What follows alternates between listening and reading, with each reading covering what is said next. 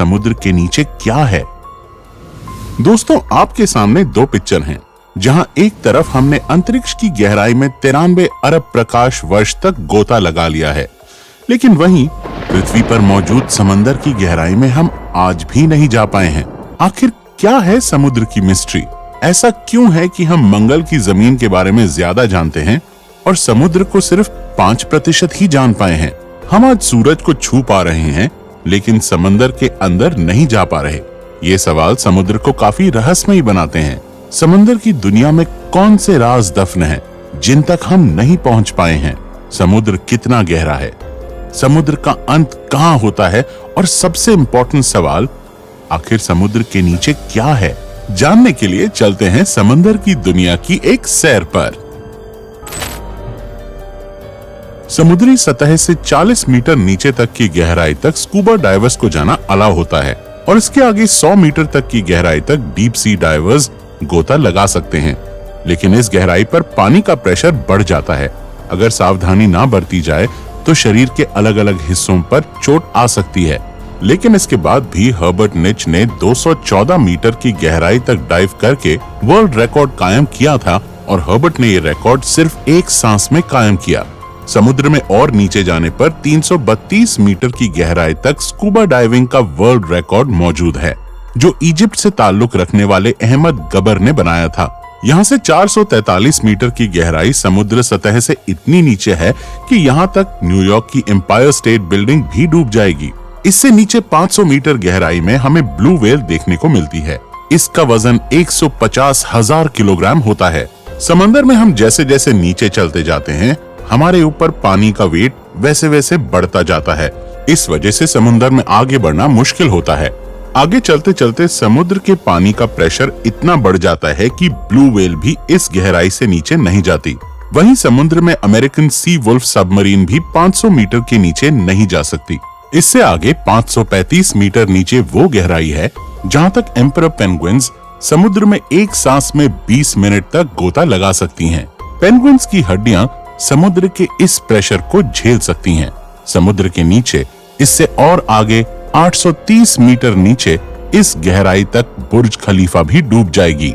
इससे नीचे 1000 मीटर नीचे जाने पर स्कैरी जोन की शुरुआत होती है। यहाँ तक लाइट भी नहीं पहुँच पाती। इस स्कैरी जोन में जायंट स्क्विड भी पाए जाते हैं। इससे नीचे 1280 मीटर की गहराई पर लेदरबैक टर्टल्स पाए जाते हैं। ये काफी बड़े टर्टल्स होते हैं।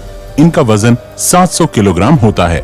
समुद्र में और नीचे 2000 मीटर की गहराई पर एक रियल लाइफ एलियन पाया जाता है। ये है ब्लैक ड्रैगन फिश, जो समुद्र के अंधेरे में छुप जाती है। ये इस गहरे अंधेरे में भी आसानी से देख सकती है। इससे नीचे 2250 मीटर की गहराई पर स्पर्म व्हेल पाई जाती है और यहीं पर कोलोसल स्क्विड्स भी पाए जाते हैं। ये कोलोसल स्क्विड 14 मीटर लंबे होते हैं और इनका वजन 750 किलोग्राम होता है। इनकी एक आंख खाने की प्लेट जितनी बड़ी होती है। इनके जाल में तेज धार दांत लगे होते हैं, जिससे ये अपने शिकार को जकड़कर मार सकते हैं। दो रोड रोलर जितनी वजनी स्पर्म व्हेल और कोलोसल स्क्विड्स की समुद्र में लड़ाई होती ही रहती है। ये दोनों एक दूसरे के जानी दुश्मन हैं। इस मरी हुई स्पर्म व्हेल की बॉडी पर दिखाई देने वाले निशान एक कोलोसल स्क्विड की ही करतूत है। समुद्र में और नीचे 3800 मीटर की गहराई पर टाइटैनिक का मलबा आज भी मौजूद है। और आगे 4000 मीटर नीचे समुद्र में वो हिस्सा शुरू हो जाता है जिसे अबिसल जोन कहा जाता है। यहाँ फिन टूथ वाइपर फिश और एंगलर फिश जैसे जीव मौजूद हैं। पानी के अंधेरे में एंगलर फिश को नेचर ने एक ऐसी टॉर्च दी है जिससे वो आसानी से अंधेरे में देख सकती है। वहाँ अंधेरे में रहने वाले बाकी सभी जीवों के शरीर में भी लाइट पैदा होती है, जिसे बायोल्यूमिनेसेंस कहा जाता है, और ये लाइट इंफ्रारेड होती है, जिसे हम नहीं देख सकते। आगे 4781 मीटर की गहराई तक वर्ल्ड वॉर 2 में क्रैश होने वाले बैटलशिप का मलबा आज भी मौजूद है। समुद्र के नीचे क्या है इसे जानने के लिए हमें और आगे जाना पड़ेगा। और आगे 6000 मीटर नीचे की गहराई पर समुद्र का ऐसा हिस्सा शुरू हो जाता है जिसे हडल जोन कहा जाता है।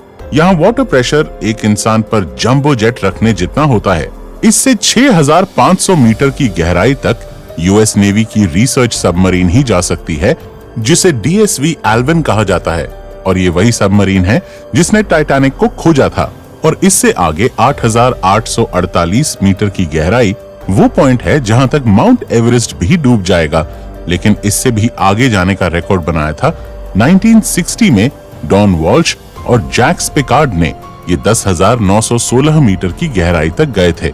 इस गहराई पर सिर्फ इनकी सबमरीन की रोशनी थी, और इस रोशनी में इन्होंने एक अजीब घटना देखी, जहां कोई बहुत बड़ा जीव इनका पीछा कर रहा था। लेकिन यहाँ पानी का प्रेशर इतना ज्यादा था कि इस सबमरीन के एक हिस्से में क्रैक पड़ गया और उन्हें तुरंत ऊपर जाना पड़ा। समुद्र में और नीचे 10,972 मीटर की गहराई उतनी ही होती है जितना एक कमर्शियल प्लेन ऊपर उड़ान भरता है। समुद्र में और आगे 11,000 मीटर की गहराई पर मैरियाना ट्रेंच मौजूद है। ये समुद्र का सबसे डीपेस्ट पॉइंट है। इसे चैलेंजर डीप भी कहा जाता है। ये समुद्र में जानी गई अब तक की सबसे गहरी खाई है, और इससे आगे आज तक कोई नहीं गया।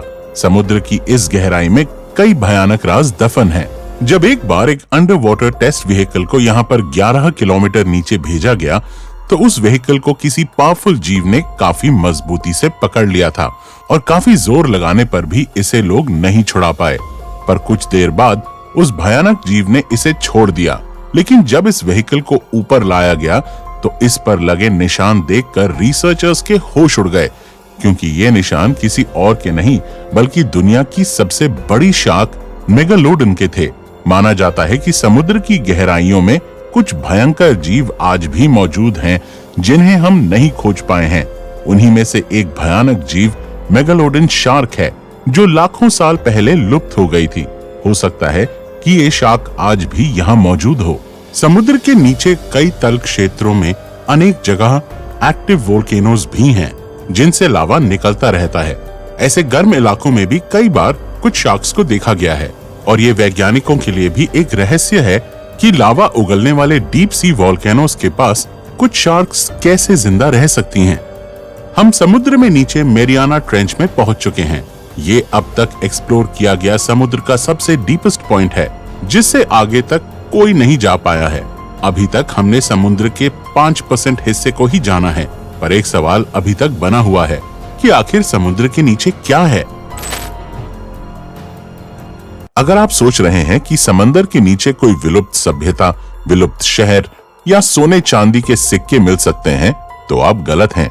असल में समुद्र के नीचे क्या है, ये जानने के लिए हमें पृथ्वी की संरचना को समझना होगा। पृथ्वी की संरचना में कई लेयर्स हैं, जिसमें सबसे ऊपर की लेयर को क्रस्ट कहा जाता है, जिसमें हम, आप और सभी जीव जंतु रहते हैं। इस लेयर की मोटाई 5 से 10 किलोमीटर है। इसके बाद मैंटल की लेयर शुरू हो जाती है। क्रस्ट की 1 किलोमीटर की गहराई में नेचुरल ऑयल जैसे संसाधन पाए जाते हैं।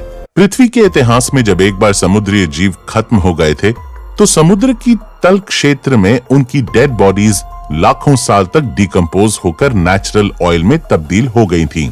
लेकिन समंदर के नीचे सिर्फ नेचुरल ऑयल है, ऐसा कहना सही नहीं होगा, क्योंकि समुद्र के नीचे कुछ और भी है। आपको ये सोचकर अजीब लगेगा कि समुद्र के नीचे नदियां कैसे हो सकती हैं। समुद्र के नीचे क्या है, इस रहस्य को जानने के लिए वैज्ञानिक काफी समय से रिसर्च कर रहे थे, और वैज्ञानिकों ने मेक्सिको के समुद्र के नीचे एक नदी की खोज की। रिसर्चर्स ने इसका नाम सिनोट एंजेलिटा रखा।